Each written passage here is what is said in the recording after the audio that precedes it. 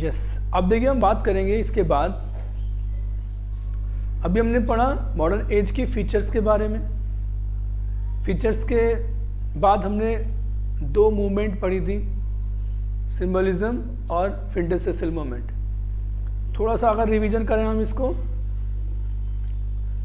Modern age के अंदर जो रिवीजन वाली बात थी, मॉडर्न एज के अंदर एंग्जाइटी और इंटरोगेशन की एज थी, वो सब तरफ चिंता का माहौल था, क्योंकि हम बात कर रहे थे वर्ल्ड वॉर फर्स्ट और सेकंड के बाद की। आर्ट फॉर आर्ट से एक इम्पोर्टेंट मोमेंट थी यहाँ पर। इसका मकसद था प्लेजर, सिर्फ प्लेजर के ऊपर लिखा जाना चाहिए लिटरेचर। उसके बाद लोगों की साइकोलॉजी बहुत डिस्टर्ब, डिप्रेशन के लोग शिकार हो गए थे, तो साइकोलॉजी, साइकेट्रिस्ट की आवश्यकता थी। इसके बारे में यहाँ का लिटरेचर लिखा गया। लोगों ने अपने कारोबार छोड़ दिए, कारोबार छूट गए, तो पुअर वर्किंग क्लास पर, पुअर वर्किंग क्लास पीपल का इवोल्यूशन हुआ, उत्पत्ति हुई, और इंटरेस्ट लोगों का, राइटर्स का इंटरेस्ट इन चीज़ों पे हुआ। इस ज़माने में रेडियो और सिनेमा का आविष्कार हुआ, तो जो मीडियम था कम्युनिकेशन का वो रेडियो बना, और बाद में जो एंटरटेनमेंट का जो माध्यम बना वो सिनेमा।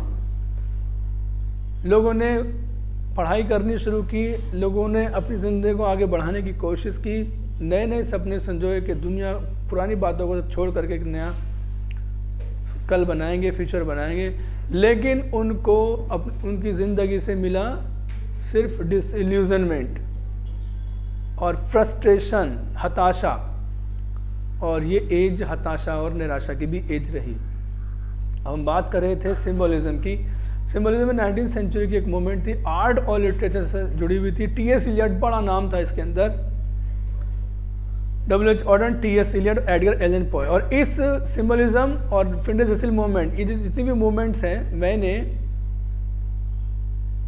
M.H. अब्राहम की बुक से शॉर्ट नोट्स बना करके अपने YouTube चैनल पर डाल रखी हैं। आप उसे ज़रूर देख लें, क्योंकि पीजीटी और टीजीटी के लिए इम्पोर्टेंट है। यहाँ से एकदम बिल्कुल लाइन उठ के आ जाएंगी सेम सेम। फिंडे-सेसिल मूवमेंट हमने पढ़ी थी। फिंडे-सेसिल मूवमेंट एक फ्रेंच मूवमेंट थी, 1890s के दशक में ये आई, और इसका मतलब था इसमें एंड ऑफ द सेंचुरी, और ये एसोसिएटेड थी हमारी D generation theory of B.A. Morell.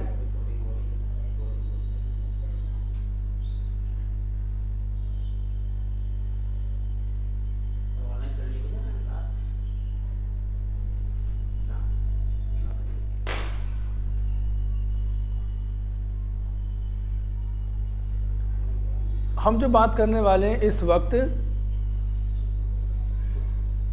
Stream of consciousness technique की बात करेंगे। नॉवेल के क्षेत्र में एक नई चीज़ सामने आई थी इस वक्त, और वो थी stream of consciousness technique. Consciousness का मतलब होता है चेतन।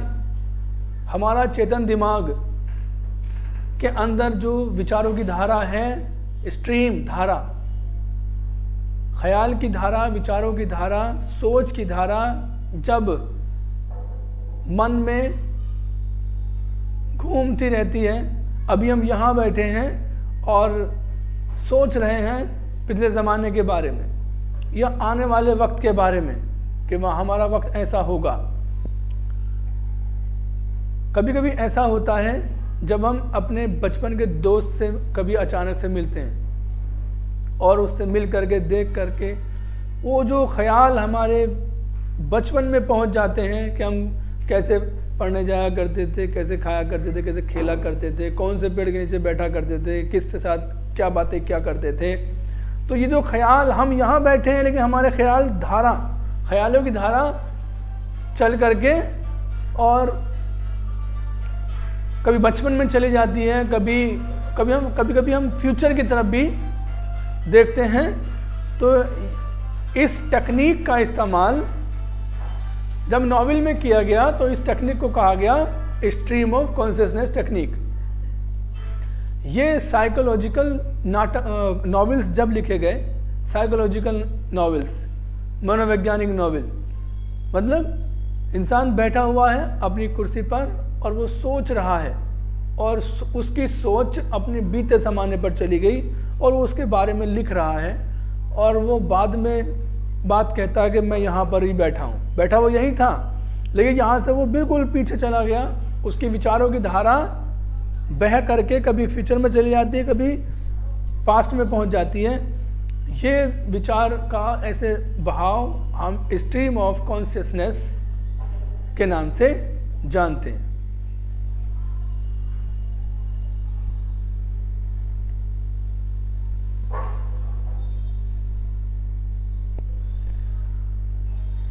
स्ट्रीम ऑफ कॉन्शियसनेस टेक्निक के बारे में ये नीचे है लिखा हुआ, बताऊंगा मैं। विलियम जेम्स एक साइकोलॉजिस्ट हुए हैं। विलियम जेम्स एक साइकोलॉजिस्ट हुए हैं और उन्होंने एक बुक लिखी थी प्रिंसिपल्स ऑफ साइकोलॉजी। ये क्वेश्चन पीजीटी में पूछा गया है, प्रिंसिपल्स ऑफ साइकोलॉजी किसने लिखी? William James. और इन्होंने साइकोलॉजी, ये टर्म साइकोलॉजी का है एक्चुअली, बीएड में भी हम लोग पढ़ते हैं इसमें, तो जो बीए साइकोलॉजी होता है उसमें भी बच्चे पढ़ते हैं। तो विलियम जेम्स ने बुक लिखी थी प्रिंसिपल्स ऑफ साइकोलॉजी और इसके अंदर उन्होंने विचार, सोच आदमी कैसे बदलती है, कैसे घूमती है, एक जगह दूसरे कैसे हम चले जाते हैं, उसके बारे में जरा जिक्र किया है।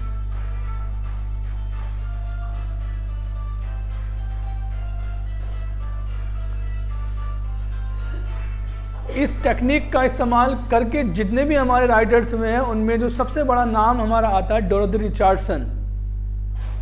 Dorothy Richardson. और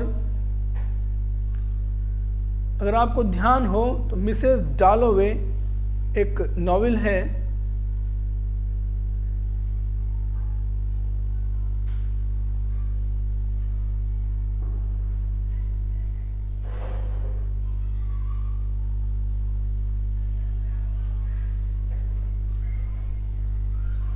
स्ट्रीम ऑफ कॉन्शियसनेस। ये टर्म 1918 के अंदर आया। मेई सिनक्लेयर ने इसको, ये क्रिटिक भी थे, साइकोलॉजिस्ट भी थे, और उन्होंने डोरोथी रिचर्डसन के नॉवेल पर ये कमेंट डाला था जिसमें उन्होंने कहा था स्ट्रीम ऑफ कॉन्शियसनेस टेक्निक के बारे में है क्या चीज़। ये देखिए, stream of consciousness technique is also known as interior monologue. यहाँ पर हम दो तरह की बात करेंगे। हम दो तरह की मोनोलॉग होती है, इंटीरियर और एक्सटीरियर। इंटीरियर मोनोलॉग, मोनो का मतलब सिंगल और लॉग का मतलब होता है स्पीच, हम पढ़ चुके हैं ये। इंटीरियर का मतलब हो गया अंदर की तरफ, एक व्यक्ति के अंदर ही वो बड़बड़ा रहा है, मन ही मन में, ख्यालों के अंदर ही वो बोल रहा है। बैठा बैठा काल्पनिक व्यक्ति उसके सामने बैठा है कोई और वो उससे बातें कर रहा है। हकीकत में कोई भी नहीं है, उसके अंदर ही विचारों का उथल पुथल चल रहा है। Interior monologue. और वो उसके बारे में अगर वो नॉवेल के रूप में लिख दे तो वो इंटीरियर मोनोलॉग का नॉवेल, यानी साइकोलॉजिकल नॉवेल या स्ट्रीम ऑफ कॉन्शियसनेस टेक्निक का नॉवेल हो जाएगा। आपने देखा होगा फिल्में चलती हैं, इसे शोले फिल्म आई थी, सभी लोगों ने देखी है। शोले फिल्म के अंदर जो ठाकुर साहब के सामने को आती है, एक उनकी बहू वाइट ड्रेस में सामने आती है, तो वो पूछ लेता है कि ये कौन है। अमिताभ बच्चन है शायद, वो पूछ लेता है कि ये कौन है, तो फिर वो बताता है उसका शायद नौकर कि ये इनकी ठाकुर साहब की बहू है और इनका हंसता खेलता परिवार था। और उसके बाद ख्यालों में पहुंच जाती है, फिल्म चल जाती है ख्यालों में। तो वो जो मोनोलॉग है इसे हम कहते हैं स्ट्रीम ऑफ कॉन्शियसनेस, यानी आदमी यहाँ बैठा है और उसका ख्याल चले गए फ्लैशबैक में। तो फ्लैशबैक भी एक वर्ड आया है, फ्लैशबैक आ जाए, इंटीरियर मोनोलॉग आ जाए, स्ट्रीम ऑफ कॉन्शियसनेस आ जाए या साइकोलॉजिकल नॉवेल आ जाए, ये एक दूसरे के ही सिमिलर टर्म है। इंटीरियर मोनोलॉग भी कहा जाता है। क्या है ये? Is a narrative mode.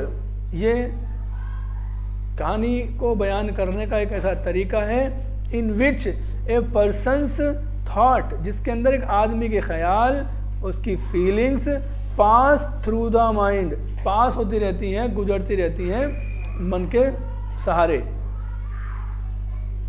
The term coined by William James, इस टर्म को कॉइन किया गया था विलियम जेम्स के द्वारा इन 1890 में, 1890 में, in his principles of psychology. ये बुक का नाम है, इसको सिंगल कॉमा में लिख लेना, प्रिंसिपल का पी कैपिटल बना लेना, प्रिंसिपल्स ऑफ साइकोलॉजी। क्वेश्चन बन जाता है प्रिंसिपल्स ऑफ साइकोलॉजी किसने लिखा? William James, Henry James, William James, confusion पैदा कर देते हैं कि विलियम जेम्स या हेनरी जेम्स। विलियम जेम्स 1918 में, sorry, principles of psychology book लिखी 1890 के अंदर, 1890 के अंदर विलियम जेम्स ने पहली बार इसका जिक्र किया। लेकिन मेई सिनक्लेयर 1918 में मेई सिनक्लेयर ने first applied the term in literary context, पहली बार लिटरेचर के लिए, साहित्य के संदर्भ में पहली बार सिनक्लेयर ने इस टर्म का इस्तेमाल किया। Passing a criticism on Dorothy Richardson's novel, Dorothy Richardson के नॉवेल के ऊपर, ऐसे समझेंगे इसको। यूं तो इस टर्म का कोइनेज, टर्म को जो गढ़ा था वो विलियम जेम्स ने गढ़ा था 1890 में, और ये साइकोलॉजी की बुक थी और साइकोलॉजी के अंदर ही ये टर्म इस्तेमाल किया जाता था। लेकिन पहली बार लिटरेचर के कॉन्टेक्स्ट में सिनक्लेयर जब डोरोथी रिचर्डसन के नॉवेल का स्टडी कर रहे थे, तो वो अपनी स्टडी में डोरोथी रिचर्डसन के नॉवेल के अंदर स्ट्रीम ऑफ कॉन्शियसनेस पहली बार टर्म का इस्तेमाल करते हैं। लिटरेचर के लिए, लिटरेचर में पहली बार इसका इस्तेमाल किया गया मेई सिनक्लेयर ने 1918 में, जबकि साइकोलॉजी का ये एक टर्म था जो कि पहले 1890 में विलियम जेम्स ने इसको गढ़ दिया था। Novels of stream of consciousness technique are also known subjective and psychological novel. Stream of consciousness technique के नॉवेल्स को हम सब्जेक्टिव नॉवेल तथा साथ ही साथ साइकोलॉजिकल नॉवेल के रूप में भी हम जानते हैं। Important novelist of this type of novel, जो मेन राइटर्स हैं जिन्होंने स्ट्रीम ऑफ कॉन्शियसनेस टेक्निक का इस्तेमाल किया अपने नॉवेल्स के अंदर, उनमें सबसे पहला नाम हमारा आता है डोरोथी रिचर्डसन, दूसरा नाम आता है जेम्स जॉयसी, और तीसरा सबसे बड़ा नाम आता है वर्जीनिया वुल्फ। वर्जीनिया वुल्फ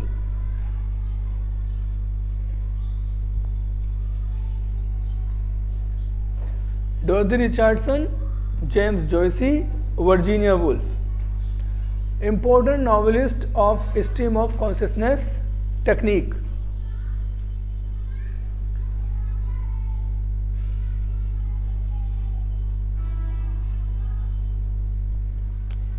अब देखिए, बात हमारी चली थी world war first, world war second.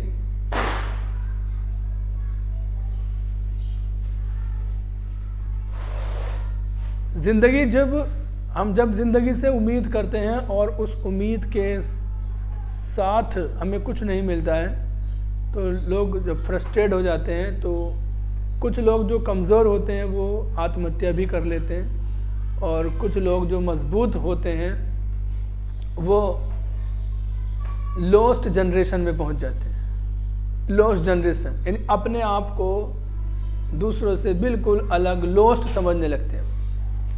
तो ऐसी मॉडर्न एज के अंदर एक ऐसा बहुत बड़ा समाज का एक बहुत बड़ा तबका, साथ ही साथ राइटर्स का वो तबका आया जो अपनी जीते जी जिंदगी में बहुत कुछ ना कर सके। उन्होंने अपने आप को, मतलब ये एक फ्रस्ट्रेटेड और डिसइल्यूजन्ड पीपल थे जो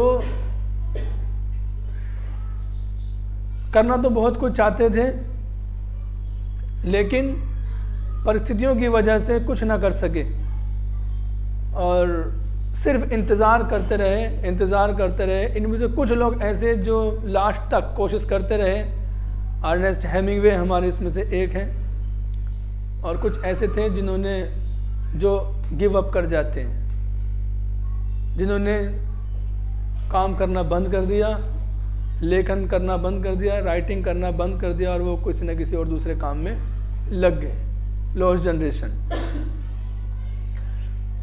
लॉस्ट जनरेशन ये लॉस्ट लीडर से भिन्न है। लॉस्ट लीडर वर्ड्सवर्थ को कहा गया है, ब्राउनिंग ने कहा है, ब्राउनिंग ने वर्ड्सवर्थ को कहा लॉस्ट लीडर बुक के अंदर, या ये लॉस्ट जनरेशन है। और ये जनरेशन, ये मूवमेंट, ये पीढ़ी अमेरिकन पीढ़ी है, ना कि इंग्लैंड की, याद रखेंगे। ये मूवमेंट हमारा जो हम पढ़ रहे हैं ये अमेरिकन मूवमेंट है। Lost generation the term frequent used after world war first. Lost generation term first world war से संबंधित है या सेकेंड वर्ल्ड वॉर संबंधित, याद रखेंगे। तो it is associated with world war first, especially associated with the writers of USA, खास तौर पर ये जुड़ा हुआ है यूनाइटेड स्टेट्स ऑफ अमेरिका के राइटर्स से। The term is said to have been originated by Gertrude Stein। याद रखेंगे ये नाम, ये टर्म संभवतः ऐसे बताया जाता है कि गर्ट्रूड स्टीन के ने एक रिमार्क कहा था, एक बात कही थी, REMAR के स्पेलिंग से कर लेना, रिमार्क कहा था, एक बात कही थी, वो कहा था you are all a lost generation, तुम सब लॉस्ट जनरेशन हो, तुम सब इस समय की खोई हुई जनरेशन के व्यक्ति हो। A sentence spoken for Ernest Hemingway, ये वो वाक्य था जो अर्नेस्ट हेमिंगवे के लिए कहा था गर्ट्रूड स्टीन ने कि आपके बस की बात कुछ नहीं है, आप कुछ नहीं कर पाएंगे। Hemingway used this phrase in his novel the sun also rises. Important है, अर्नेस्ट हेमिंगवे ने ये वाली लाइन का इस्तेमाल, द सन ऑल्सो राइजेस उनका एक नॉवेल है, एस्केबल बनाना, ऑल्सो का ए, राइज का R, the sun also rises के अंदर इस्तेमाल किया। दी अदर वर, दूसरे राइटर्स जो इस जनरेशन से संबंधित थे वो था स्कॉट फिट्जजेराल्ड, एडवर्ड फिट्जजेराल्ड नहीं, जिन्होंने रुबैयात ऑफ उमर खयाम को ट्रांसलेट किया था, वो नहीं, बल्कि स्कॉट फिट्जजेराल्ड और एजरा पाउंड और शेरवुड एंडरसन, हेनरी मिलर और कुछ क्रिटिक्स भी थे उसमें, और उन क्रिटिक्स में some critics put T.S. Eliot, James Joyce, William Faulkner, Aldous Huxley into the group of lost generation.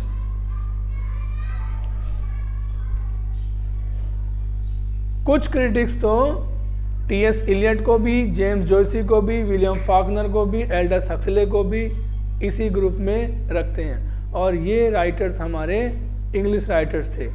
James Joyce, William Faulkner American थे, एल्डस हक्सले और T.S. इलियट के बारे में हम बात करते हैं। अगर T.S. इलियट पैदा तो हुए थे अमेरिका के अंदर, लेकिन ये इंग्लैंड में आके बस गए थे। क्वेश्चन आ जाता है, इलियट पैदा हुए थे अमेरिका के अंदर और बस गए थे इंग्लैंड में, जबकि ऑर्डन, W.H. ऑर्डन पैदा हुए थे इंग्लैंड के अंदर और बस गए थे जाके अमेरिका। लॉस्ट जनरेशन में याद रखेंगे इंपॉर्टेंट नाम है Ernest Hemingway, Sherwood Anderson, Ezra Pound, Scott Fitzgerald, और याद रखें गर्ट्रूड स्टीन, इंपॉर्टेंट नाम। विक्टोरियन एज जब हम पढ़ रहे थे तो मैंने बात की थी एवांगार्ड मूवमेंट की, यानी इनोवेटर थे ये, एक्सपेरिमेंटर थे नई नई फील्ड में, इनोवेटर नए नए फील्ड के इनोवेटर थे। और ये क्वेश्चन आया भी है, पूछा जाता है, कुछ भी अनइम्पोर्टेंट यहाँ पे नहीं बताया जा रहा है, कोई ना कोई सवाल डायरेक्टली और इनडायरेक्टली एसोसिएटेड है हमारे कोर्स से। तो एवंगार्ड मूवमेंट ही थी ये, जो कुछ नई नई मूवमेंट, नए नए लीग से हट के कुछ नया करना ये लोग चाहते थे। और उसमें एक मूवमेंट दादाइज्म चली थी, DADAISM, दादाइज्म, बहुत इंपॉर्टेंट नाम आ जाता है। दादाइज्म किस एज से संबंधित है? मॉडर्न एज से संबंधित है। A movement in art literature, जिस तरह से सिंबलिज्म था आर्ट और लिटरेचर से जुड़ी हुई थी, इसी तरह से हमारी दादाइज्म भी है, आर्ट और लिटरेचर से संबंधित मूवमेंट है। Founded by Tristan Tzara, T silent इसमें, ट्रिस्ट्राम ज़ारा, याद रखेंगे। It was born out of negative reaction of the horror of world war first. World war first के बाद के जो वो खतरनाक परिणाम आए थे, बड़े उन खतरनाक परिणामों पर आधारित थी ये दादाइज्म। निगेटिव रिएक्शन, पॉजिटिव रिएक्शन का मतलब फ़ायदा है, अच्छी बात है, लड़ाई होनी चाहिए। निगेटिव रिएक्शन बहुत गलत बात है, बहुत नुकसान है वर्ल्ड वॉर से, उस तरह का। Dada rejected reason and logic and prized nonsense. Prize नहीं, प्रेज है ये, PRAISE, प्रेज्ड नॉनसेंस। दादा, ये दादा कौन थे? बंगाली दादा नहीं, बड़ा भाई नहीं, हमारे यहाँ के दादा, दादाजी भी नहीं। ये दादा कहते थे, जब हमारे यहाँ के दादा सपोर्ट करते हैं रीज़न को और लॉजिक को, समझदारी की बात को, तर्क शक्ति को, हमारे यहाँ के दादा सपोर्ट करते हैं। लेकिन अंग्रेज़ों के दादा रिजेक्ट, इन लोगों ने रिजेक्ट किया था कि ये तर्क का साथ छोड़ो, लॉजिक का साथ छोड़ो, बल्कि नॉनसेंस बात करो, नॉनसेंस, जिसका कोई मतलब नहीं हो, बेमतलब की बात करो, मतलब की बात मत करो, थोड़ा मजा लो। हमेशा सुबह से शाम तक मान लीजिए अगर बच्चों को पढ़ाते रहेंगे तो बच्चे दिख के आ जाएंगे। तो ये कह रहे हैं कि ज़्यादा मतलब लॉजिक के चक्कर में मत पड़ो, बस खुश रहो किसी सूरत से, और चाहे बेमतलब की बात करो, लेकिन खुश रहो, मज़े लो। तो यहाँ पे दादाइज्म के बारे में 4 क्वेश्चन इंपॉर्टेंट हो गए हैं कि the movement is associated with art and literature. It was a reaction against the horror of the world war first. तीसरा, it was founded by Tristan Tzara. और एक बात है, they rejected reason and logic, उन्होंने reason और logic को reject किया। Praise nonsense, what do they praise? They praise nonsense. ये थे हमारे अंग्रेजों के दादा। हमारे दादा कहते बेमतलब की बात मत कर, बैठने नहीं देते, ये उल्टा था।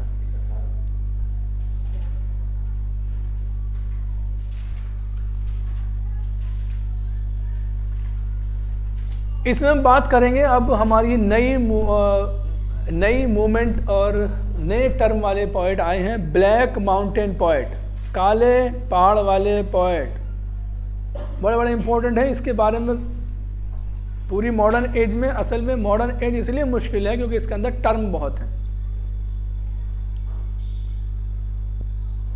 हर तरह की सोच, जब धर्म जिंदगी से निकल जाता है तो फिर इंसान, जितने भी टाइप के इंसान होते हैं वो अपने मतलब के लोगों में बैठना शुरू हो जाते हैं और वो अपने मतलब की थ्योरी गढ़ देते हैं। मॉडर्न एज के अंदर देखिए धर्म तो निकल गया। धर्म एक ऐसा धागा है जो इंसान को बांधे रखता है। और जो मानता ही नहीं, फिर तो वो बिखरी हुई राय उसकी हो गई। 2-4 लोगों को अपने जैसे को इकट्ठा करेगा वो इंसान, और एक नई सोच के साथ एक नया आंदोलन शुरू वो कर देते हैं। हर तरह के, पहले 2 तरह के लोग थे, आस्तिक और नास्तिक। आस्तिक जो धर्म को मानते हैं, नास्तिक जो नहीं मानते। फिर एक और आया तबका, एक फिरका और आया, एग्नोस्टिक। एग्नोस्टिक पता नहीं गॉड है भी या ना, माने ना माने पता नहीं।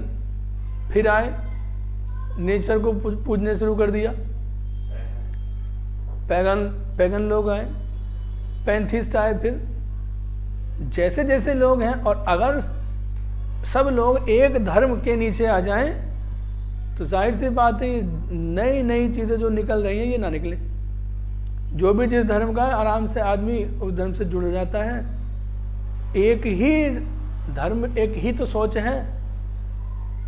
अब उस सोच से जो जुड़ गया तो उसकी सोच, उन सब की सोच एक हो गई।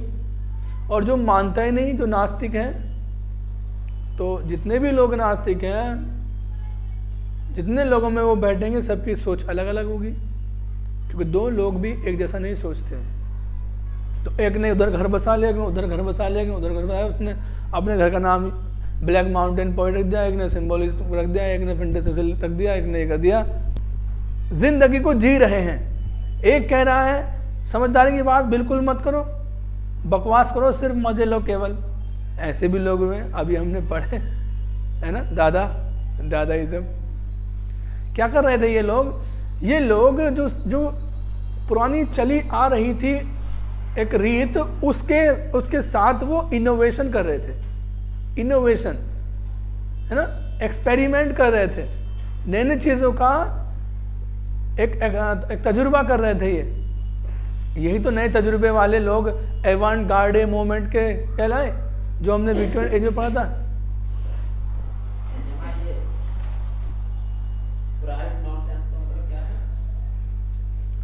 Black Mountain Poets.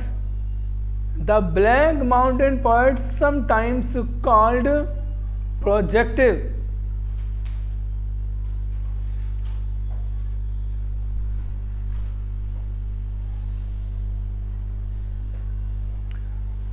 Black Mountain Poets भी इसमें एक चीज लिख दे, ये लिख रहा नीचे, एवांट गार्डे मूवमेंट।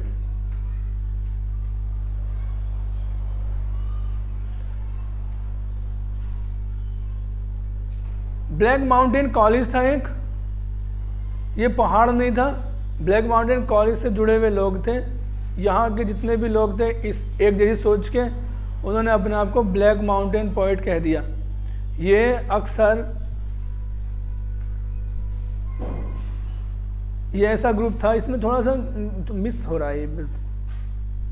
ये एक ऐसा ग्रुप था, और group of mid 20th century avant garde. ये यहाँ पे ये देखेंगे, मिड 20th सेंचुरी, 20वीं शताब्दी के जो बीच की शताब्दी थी, 1950 का दशक, उसके अंदर जो एवंट गार्ड मूवमेंट के थे, centred on black mountain college. इनका केंद्र ब्लैक माउंटेन कॉलेज था। यानी ये एवंट गार्ड मूवमेंट एक ऐसी मूवमेंट थी, एक नए इनोवेटर थे। इनका मकसद, इनका सेंटर ब्लैक माउंटेन कॉलेज पर था। The movement lasted only for 23 years in America in 1960। यह मूवमेंट 23 साल चली केवल, और 1960 में अमेरिका में ये समाप्त होगी। ब्लैक माउंटेन पोएट्स भी अमेरिका से संबंधित थे, यानी ये मूवमेंट भी हमारी अमेरिकन मूवमेंट थी।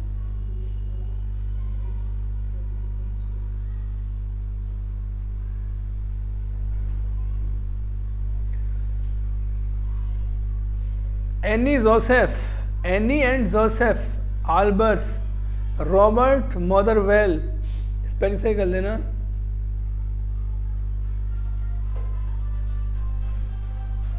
Motherwell, Arthur Penn, Robert Duncan, Jonathan Williams और रॉबर्ट क्रीली, एक ही है ये, were the important writers of this group. इसमें कभी कभी ऐसा आ जाता है, अगर बहुत मुश्किल क्वेश्चन बना कि ब्लैक माउंटेन पोएट्स कहाँ की मूवमेंट है, क्या है और किस एज की है। 1960s में अमेरिकन मूवमेंट थी, इसका ये याद रखेंगे, ब्लैक माउंटेन 1960s के दशक की अमेरिकन मूवमेंट थी।